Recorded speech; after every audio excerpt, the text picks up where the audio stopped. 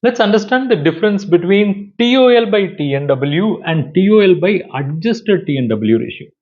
In TOL by TNW ratio, we will be simply comparing the total outside liabilities with tangible net worth to understand what is the long-term solvency of the business. But the problem is some of the equity which they have brought in or some of the capital which they have strengthened in the business may only appear for namesake, they would have gone out of the business.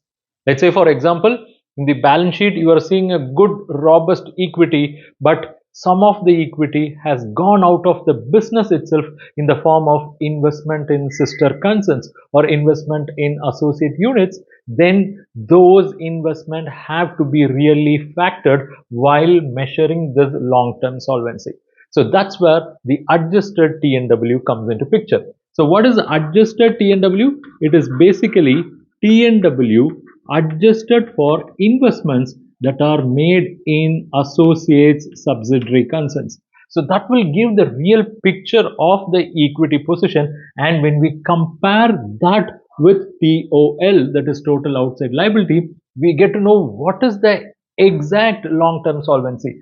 So this will be the adjusted long-term solvency position. This will be the gross position. And many times it may so happen that the gross long-term solvency will be so attractive, but when you calculate this, that is TOL by adjusted TNW, it will be so risky, so dangerous. It could even put that business into big collapse or big bubble in the near future. So in that context, it is very important you understand the difference between TOL by TNW and TOL by adjusted TNW.